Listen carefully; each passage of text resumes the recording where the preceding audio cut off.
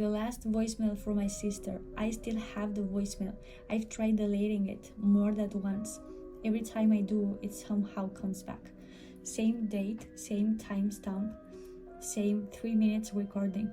And every time I listen to it, I heard something new, something I wish I hadn't. My sister Olivia disappeared 3 years ago. She has 24, smart, funny, stubborn. The kind of person who would drive 3 hours at midnight just to help a friend. One Friday evening, she left work and never came home. Her car was found abandoned near an old stretch of forest road about 20 miles outside town.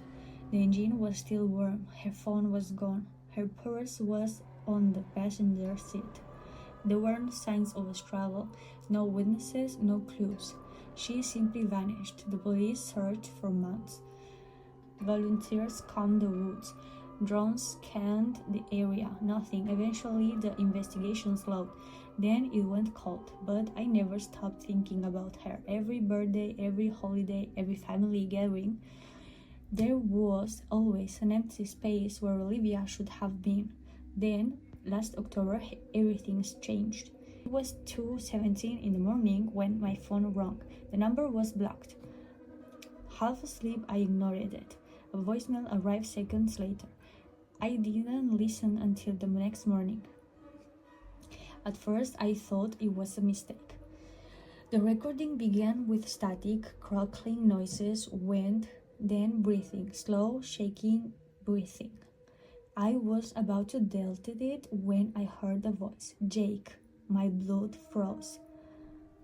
It was Olivia. I knew her voice instantly. There was no possibility of mistake, no possibility of coincidence. It was my sister. My hands started shaking. Olivia, I whispered, staring at the screen. The recording continued. Her voice sounded frightened, weak, as if she were trying not to cry.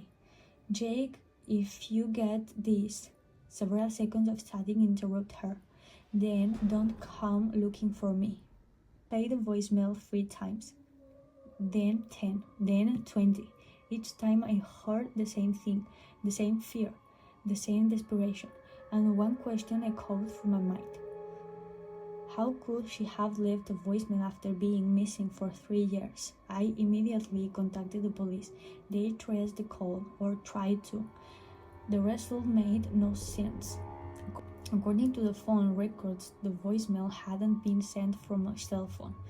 It hadn't been sent from any registered number at all. The signal appeared to originate from somewhere inside the forest where Olivia's car had been found. The exact same area searched hundreds of times. A week later, I drove there myself. The road hadn't changed much. Tall trees lined both sides. The forest looked endless.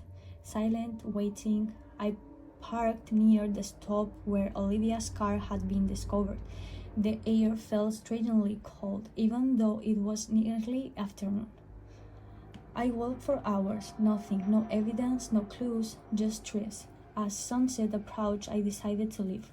Then my phone buzzed. A new voicemail. My stomach dropped. Same black number. Same timestamp. 2:17 a.m. Even though it was only 6:42 p.m. My hands trembled as I pressed play. Static, breathing, then Olivia's voice, closer this time, Jake. A long pause followed. Then, he's listening. The message ended. I stood frozen among the trees. A branch snapped somewhere behind me. As I spun around, nobody was there. At least nobody I could see. I returned home shaking. That night I listened to both voicemails repeatedly. Eventually I noticed something hidden beneath Olivia's voice. Another sound, extremely faint. Almost impossible to hear. Somewhere whispering, not Olivia, someone else. A man's voice. The words were distorted. I enhanced the audio using editing software.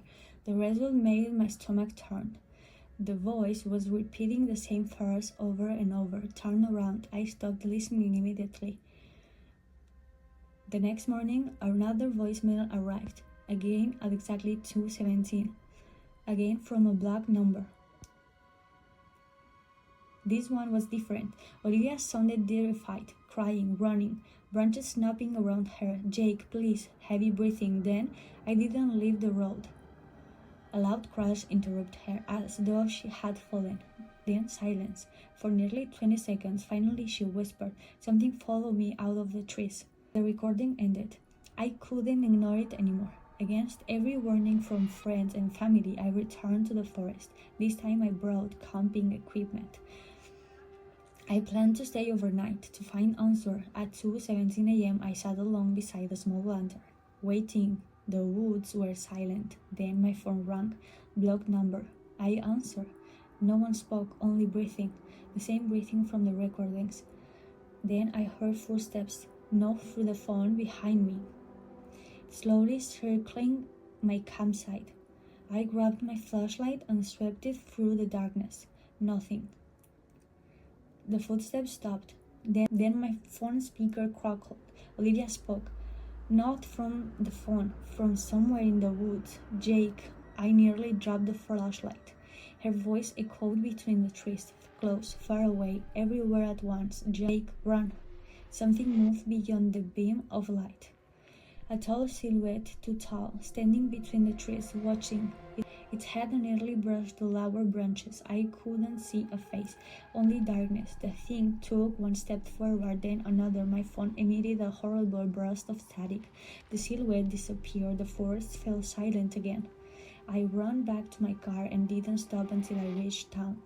I never returned. The police searched the area once more. They found nothing, no campsites, no footprints, no evidence of anyone being there, not even mine. According to them, it was as if I had never entered the woods at all. Today, I still receive voicemails, always at 2:17 a.m., always from a blocked number.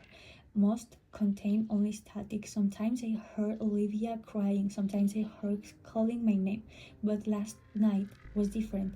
Last night I heard a door open, then footsteps inside a house that sounded familiar.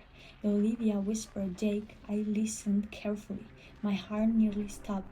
The background noise wasn't coming from the forest, it was coming from my home.